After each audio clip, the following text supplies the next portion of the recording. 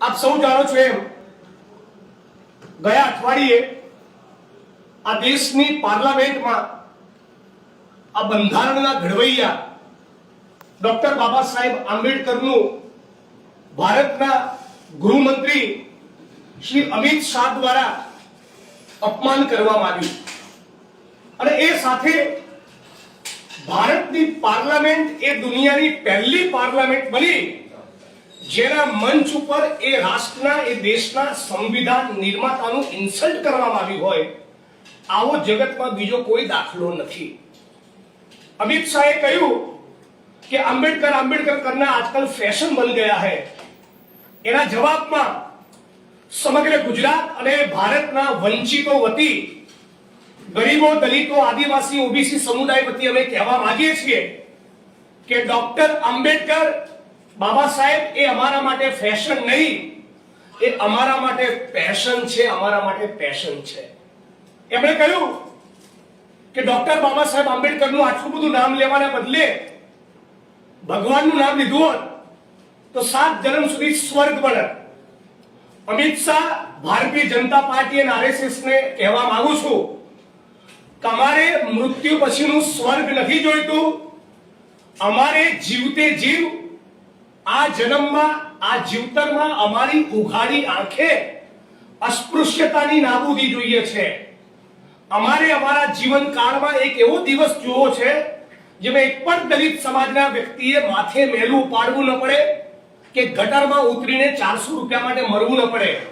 અમારે અમારા જીવન કાળમાં મર્યા પછી નહીં, અત્યારે એવો દિવસ જોઈએ છે જેમાં ભારતીય સમાજમાંથી જાતિ વ્યવસ્થાનું ઝેર ગાયબ થઈ જાય, આવો સમાજનું નિર્માણ થાય, સમાનતા માનવતા અને સામાજિક ન્યાય સુનિશ્ચિત થાય, એવા ભારતનું નિર્માણ કરવામાં, એવા ભારતનું સર્જન કરવામાં સૌથી અગ્રેસર ભૂમિકા એ ડોક્ટર બાબા સાહેબ આંબેડકરની હતી। એટલા માટે અમે આંબેડકર આંબેડકર આંબેડકર આંબેડકર કરીએ છીએ અને આંબેડકર આંબેડકર આંબેડકર કરતા રહેવાના છીએ।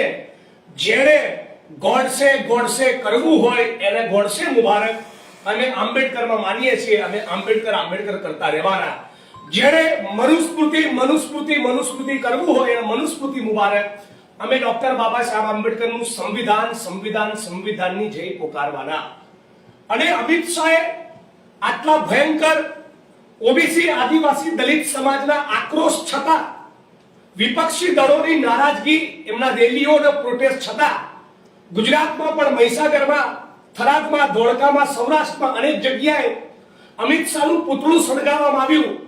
અમે પણ ગઈકાલે પ્રોટેસ્ટ કર્યો, છતાં આજ દિન સુધી ગૃહમંત્રીના પદેથી ઇસ્તીફા રાજીનામું આપવાની વાત તો છોડો, મારાથી આ જે શબ્દો નીકળી ગયા ડોક્ટર બાબા સાહેબ આંબેડકર વિરુદ્ધ, એ બદલ હું દિલગીર છું, માફી માંગુ છું, એવી સોરી માફી પણ કહેવા તૈયાર નથી। અને આવું જ વર્તન 23 ઓક્ટોબરના દિવસે મહીસાગરની કલેક્ટર નેહા કુમારી દુબેએ પણ કર્યું।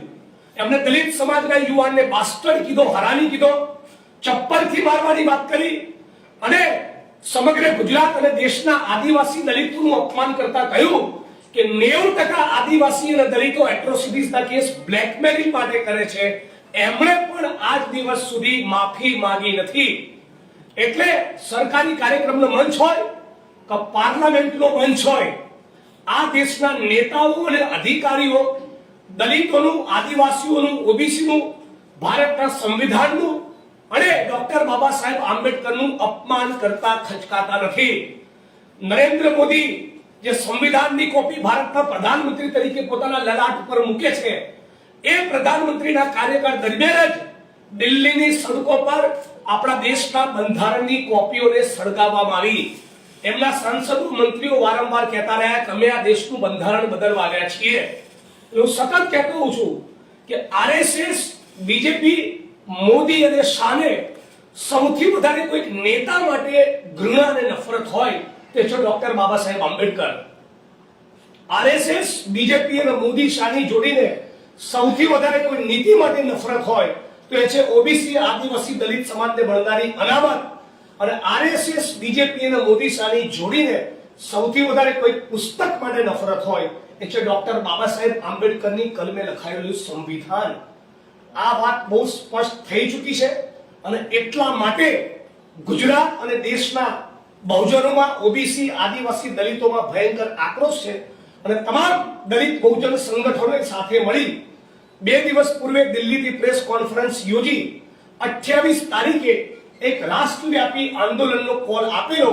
એ કોલને ઝીલીને અમે પણ બધા જ દલિત આદિવાસી ઓબીસી સંગઠનો સાથે મળી બિન રાજકીય રીતે ખોખરામાં જે જગ્યાએ ડોક્ટર બાબા સાહેબ આંબેડકરની પ્રતિમાને ખંડિત કરવામાં આવી ત્યાંથી નીકળી બહેરામપુરા ગીતા મંદિર થઈ સારંગપુર ડોક્ટર બાબા સાહેબ આંબેડકરના સ્ટેચ્યુ સુધી પહોંચી અમારો જબરદસ્ત વિરોધનો કાર્યક્રમ કરવાના છીએ, પ્રોટેસ્ટ નોંધાવવાના છીએ અને 28 તારીખે અમે પોલીસ પરમિશન માંગી છે. હવે જોવું એ છે કે ગુજરાતમાં કમલમના ઇશારે ચાલતી સરકાર અને પોલીસ જે જુગારના અડ્ડા, કુટણખાના, દારૂનો કારોબાર અને એમડી ડ્રગ્સનો વહીવટ કરે છે એ અમારા ડેમોક્રેટિક રાઈટ માટે પોલીસની પરમિશન આપે છે કે કેમ, એ અમારે 28 તારીખે જોવું છે. અમે 28 તારીખે બધા જ સંગઠનો સાથે મળી ડોક્ટર બાબા સાહેબ આંબેડકરના અપમાનની વિરુદ્ધમાં અમિત શાહ માફી માંગવા મજબૂર બને, રાજીનામું આપવા મજબૂર બને એના માટે પ્રોટેસ્ટ રેલી કરવાના છીએ. અને બાદ પણ અમિત શાહ માફી ન માંગે તો સમગ્ર ગુજરાતમાં નેહા કુમારીની ધરપકડ અને અમિત શાહની રાજીનામું આ 2 માંગણીઓ લઈને ગુજરાતના 33 જિલ્લામાં સ્વાભિમાન સંમેલન કરવાના છીએ, જેના કાર્યક્રમો આવનારા દિવસોમાં અમે જાહેર કરીશું. પણ ફરી કહું છું कि डॉक्टर बाबा साहेब आंबेडकर बंधारण निर्माता है. साथियों जैसा कि आप जानते हैं कि पिछले हफ्ते भारत की पार्लियामेंट में भारत के गृह मंत्री अमित शाह ने डॉक्टर बाबा साहब आंबेडकर के खिलाफ विवादास्पद कमेंट्स किए. उन्होंने डॉक्टर भीमराव बाबा साहब आंबेडकर का अपमान करते हुए यह कहा कि आजकल अंबेडकर अंबेडकर बोलना बड़ा फैशन बन चुका है. मैं कहना चाहता हूं इस प्रेस कॉन्फ्रेंस के माध्यम से दलित, आदिवासी, ओबीसी कमजोर तबकों के लिए डॉक्टर अंबेडकर फैशन नहीं, वो हमारा पैशन है. ये वो डॉक्टर भीमराव बाबा साहब अंबेडकर है जिन्होंने जाति व्यवस्था को खत्म करने की बात की, सामाजिक न्याय को सुनिश्चित करने की बात की और भारत के लाखों करोड़ों आदिवासी, ओबीसी दलितों को स्वाभिमान, गौरव और आत्मसम्मान के साथ जीवन जीने का तरीका बताया. तो सवाल यह हो रहा है कि अमित शाह जी को डॉक्टर बाबा साहब अंबेडकर से इतनी तकलीफ क्यों है? क्यों वो बाबा साहब अंबेडकर का इंसल्ट पार्लियामेंट में कर रहे हैं? क्यों बाबा साहब अंबेडकर के लिए डिरोगेटरी लैंग्वेज का प्रयोग कर रहे हैं? ये इसलिए हो रहा है कि आरएसएस की शाखाओं में संविधान, आरक्षण और बाबा साहब अंबेडकर के खिलाफ जो उनकी तालीम हुई है और उनकी रगों में मनुवाद का जो जहर पिरोसा गया है वो पार्लियामेंट के मंच पर उनके मुंह से निकल आया. और इसके कारण भारत का ओबीसी, आदिवासी दलित बहुत ही आंदोलित है, आक्रोशित है, सड़क पर उतर रहा है, उनके पुतले जला रहा है. इतने भयंकर रिएक्शन के बावजूद भी अब तक नरेंद्र मोदी साहब उनका इस्तीफा नहीं मांग रहे, न अमित शाह खुद माफी मांग रहे.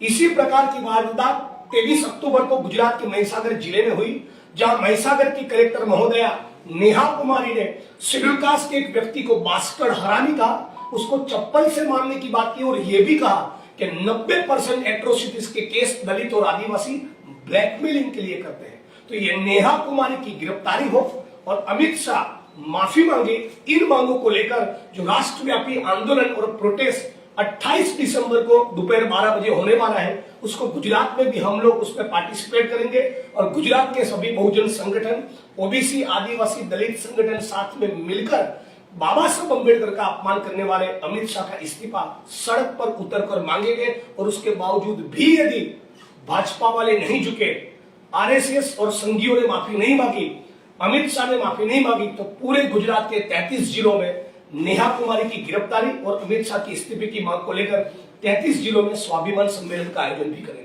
गुजरात में अहमदाबाद में कौन सी जगह से ये 28 तारीख को अभी 3 दिन पहले अहमदाबाद शहर के खोखरा इलाके में जहां डॉक्टर बाबा साहब अंबेडकर की प्रतिमा को, उनकी मूर्ति को खंडित करने की कोशिश की गई, वहां से निकलकर बहरामपुरा गीता मंदिर होते हुए बाबा साहब अंबेडकर का जो जाना माना स्टेच्यू है अहमदाबाद के सारंगपुर इलाके में, वहां तक हमारी रैली निकलेगी. कितने बजे निकलेगी? सुबह 11-12 बजे।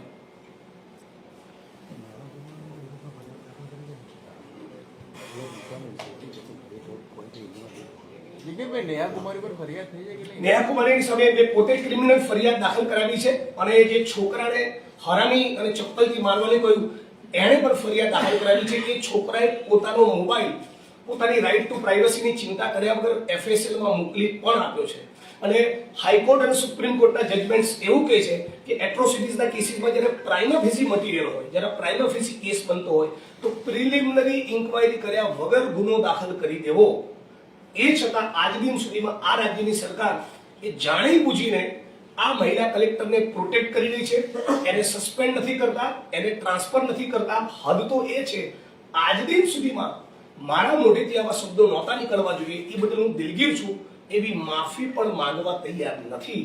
મતલબ કે ક્યાંક ને ક્યાંક એની ઉપર ગાંધીનગરના હાથ છે। મતલબ કે ભારતીય જનતા પાર્ટીની સરકાર ઓબીસી આદિવાસી દલિતોનું અપમાન કરવા દો, અમને ફરક નહીં પડે, અમે તો ગણેશ ગોંડલના કાર્યક્રમમાં જ જઈશું। ગણેશ ગોંડલે જે દલિત દીકરાનું અપહરણ કરીને નગ્ન કરીને માર્યો એ એટ્રોસિટીના પીડિતની પડખે નહીં ઉભા રહીએ, આવો સંદેશ મુખ્યમંત્રી પોતે આપી રહ્યા છે। जिग्नेश भाई, अमित शाह और बीजेपी की तरफ से वो जो बयान है उस पे कहा गया है वो टेप डॉक्टर्ड है, उसको पूरे परिप्रेक्ष्य में पूरे हिंदुस्तान का आदिवासी, ओबीसी, दलित, मीडिया कर्मी, विपक्ष के दौर, सत्ता पार्टी के लोग, सभी लोगों ने देखा है। स्टेटमेंट बहुत साफ है। वो डॉक्टर बाबा साहब अम्बेडकर के बारे में इंसल्टिंग टोन में बात कर रहे हैं, उसमें कोई दो राय नहीं।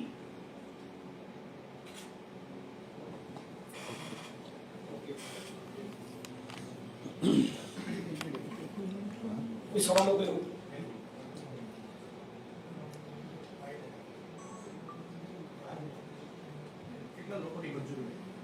मंजूरी भी 1000 लोगों को मंजूरी ना आपे तो हर जुलूम की टक्कर पे संघर्ष हमारा नारा है। ગઈકાલે પણ તમારી સાથે શેર કરું કે શાહીબાગમાં મારો કાર્યક્રમ હતો અને એમાં પણ પોલીસ પરમિશન કેન્સલ કરી દીધી। પછી મારી શૈલીમાં એક ફોન કર્યો એટલે પછી પરમિશન આવી ગઈ કલાકમાં, પણ ઈશારો તમે સમજી જશો કે જુગારના અડ્ડાની, દારૂના અડ્ડાની, એમડી ડ્રગ્સની પરમિશન હોય, બાબા સાહેબ આંબેડકરનું બંધારણનું અપમાન થતું હોય, બાબા સાહેબનું અપમાન થતું હોય અને પોતે ડેમોક્રેટિકલી કોઈ રેલી કરવા માંગતો હોય તેની પરમિશન ન હોય। રીઝન શું આપે? મને લાગે છે અમદાવાદ શહેરના પોલીસ કમિશનર બહુ શાર્પ માણસ છે, એવું નહીં કરે, આપી જ દેશે। રીઝન શું આપે કેન્સલ કરવાનું? કઈ બી રીઝન। મહીસાગરમાં પણ અચોક્કસ મુદતના ધરણા ઉપર ત્યાં લોકો બેસવા માંગે છે, તો ત્યાં પણ ત્યાં જે 6 ડિસેમ્બરનો કાર્યક્રમ હતો એની પણ પરમિશન નહોતી આપી, અચોક્કસના મુદતના ધરણાની પણ પરમિશન નહીં આપી। પરમિશન એવું લખ્યું છે કલેક્ટરશ્રીનું જાહેરનામું હોવાના કારણે। તો પહેલા તો સવાલ એ કે 144 તો જાહેરનામું કે પરમેનન્ટલી થોડી આપવું પડે છે। જિગ્નેશ, અહીંયા સવાલ એ થાય છે કે કાયદો અને વ્યવસ્થા અને પબ્લિક ઓર્ડર બંનેની મેન્ટેનન્સની જવાબદારી નાગરિકોની પણ છે ને પોલીસની પણ। પ્રાઇમરીલી આ જવાબદારી રાજ્ય સરકારની, પોલીસ અને પ્રશાસનની છે। અને દલિત આંદોલનનો ઇતિહાસ ક્યારે એવો નથી રહ્યો કે બસો સળગાવી, કાયદો હાથમાં લેવો, ટ્રાફિકને નુકસાન કરવું, એવું નથી રહ્યું। એ જ પ્રમાણેનું વર્તન ડેમોક્રેટિક કોન્સ્ટિટ્યુશનલ ફ્રેમવર્કમાં અમારો પ્રોટેસ્ટ રહેશે। કાનૂન અને બંધારણની વાત સૌથી વધારે અમે કરીએ છીએ, તો કાનૂન અને બંધારણનું પાલન પણ સૌથી વધારે અમે કરીશું। आप हर्ष संघवी से भी इस्तीफे की और उसकी मांग कर रहे हैं जो गुजरात में दलितों की परिस्थिति એના વિચારોને આઠ ચોપડીને હું કંઈ કરું નહીં। નિર્દોષ બાળકો નહીં પડવાનું, એનો વિચાર ઉપજે નહીં। થોડો કંઈક કદવાળો માણસ હોય તેનું રાજીનામું માંગીએ, કાઢવા દો। એમનામાં કીધું ક્ષમતા હોય તો જેટલા લોકોએ પેપર લીક કરે આ બધાને કાઢે, જેટલા લોકો ડ્રગ્સ ઘુસાડી રહ્યા છે ગુજરાતની યુવા પેઢીની રગોમાં એમના વરઘોડા કાઢે। ભારતીય જનતા પાર્ટીના જ મહિલા આગેવાને કહ્યું કે રાજકોટના જસદણમાં 6 દીકરીઓ ઉપરના દુષ્કર્મની વિગતો મારી જોડે પડી છે, એ ભારતીય જનતા પાર્ટીના નેતાઓએ કરેલા દુષ્કર્મ છે, એમના વરઘોડા કાઢે। અગ્નિકાંડના અસલી આરોપીઓના વરઘોડા કાઢે। હરણી કાંડ છે, તક્ષશિલા છે, ક્યાં છે એમની જોડે વરઘોડા કાઢવા? બહુ જ બધી વસ્તુ છે। ત્યાં કેવું છે કે કોઈ બીપીએલ કાર્ડની ચોરી કરી હોય તેની સામે એફઆઈઆર કરવાની, કોઈ 10,000 કરોડનું સ્કેમ કર્યું હોય તેની જોડેથી ફંડ લેવાનું, એવું છે।